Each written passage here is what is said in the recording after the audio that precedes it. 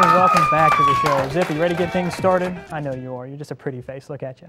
My first guests tonight have been searching over 20 places here in the tri-state for the paranormal. They should have been with us when we did the Ghost Hunters, but that's okay.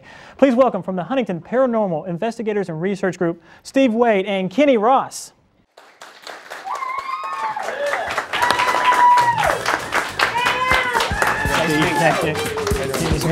Oh, thank you, sir. How you doing, man? I'll sit right there.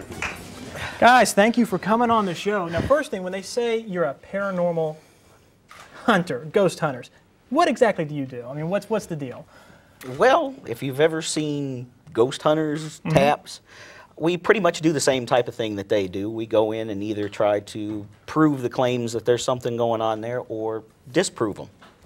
So, I said at the beginning, you did more than, you do a lot of locations around the tri-state. What's some of the favorite locations you all have done? Oh, Bruce Chapel, that's a good one. It's, where is it, Gallipolis Ferry? Yeah, I think it's where it's at, Gallipolis Ferry. I like the Jenkins Plantation on Route 2. It's probably my favorite one. Jenkins Plantation, And yeah. you did the Keith Albee, And we right? did the Keith Albee, yes. Did you find anything there? Anything scary? And No, we really didn't come up with a whole lot. It was disappointing. really disappointing because Yeah. the place is so cool. Now, we have a few pictures here we want to show you that we took when we were doing our little bit, and want to get your, expertise on. If you take a look at the pictures here, let's see if they pop up on the screen. We're at the top of the Keith Albee, and there's one of them there. Now, are those the orbs that everybody talks about? Is that the scary ghost watching the shows? Dust, looks Those like. are basically what are called dust orbs. It's, if you stir up enough dust, it gets a reflection off the camera flash, and that's what you get. All right, now let's take a look at the next picture there. That is, I guess it's just the same thing, but people really think that those are ghosts, right? Yeah, a lot of people do believe that that's what they are. Unfortunately, most of the time, through analysis of the photographs and stuff, we're able to determine usually whether it's moisture, dust, particles of some type, and occasionally we do run into what we would call a genuine orb, which basically that gives off, it appears to give off its own light source. It's not a reflection off of anything else. That's cool. Now, Kenny, what kind of stuff do you use when you go in and do these investigations? We use everything from a basic digital camera, 35 millimeter, just a basic sound recorder you can buy, anywhere, video camera, Electromagnetic frequency, EMF detector. field detector. How many people normally go with you all? I know you have Melissa back here, which is camera shy. She doesn't want to come out with you all, but how many people go with you when you do the investigations? It varies. It depends on, number one, the size of the location. If it's a private residence, we don't want to take, of course, a whole crowd of people in there. So it may be just 2, 3, or 4. If it's something larger like the Keith Albee, we had what, about 12, I'd 15 say people between on 12 that? and 15 people on that one, and it was still a huge. Oh, I mean, yeah. as you've seen the catacombs in the basement, it's hard to cover all that, and there's tons of rooms in there.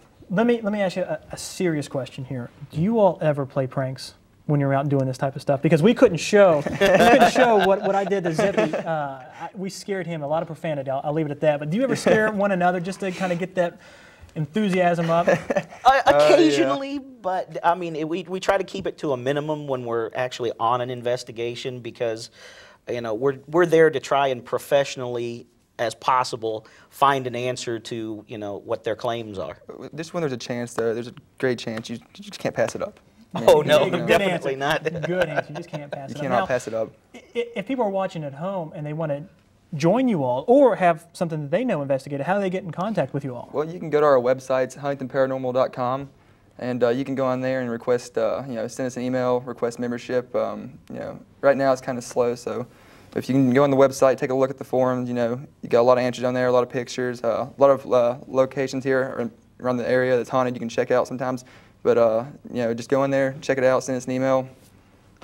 And go that way. Check the old internet. The inner tube, as Willie, the guy who scared me on the clip, said. Is there a place that you will really want to try to get into that you haven't been given permission yet? Oh, I would actually like the dorms back there behind the Walmart and the Marshall. I'd Yeah, like by to the get into baseball those. fields, the old baseball Yes, fields. yes. I would love. We would love to get there. in there, and of course, what's that one Taps just did out in Kentucky? Waverly? Waverly, yes. We would love to get in there. I don't know about Waverly, but I'll see what I can do about getting you all into the old Appreciate dorms it. behind Well, Walmart. I would appreciate it if you did it. We'd all appreciate it if you did that. Well, guys, thank you for coming on the show. We appreciate you, Steve. Thank you, you. Ron, Kenny. Thank you. We'll be right back with J.B. Miller. Thank you, guys, very much.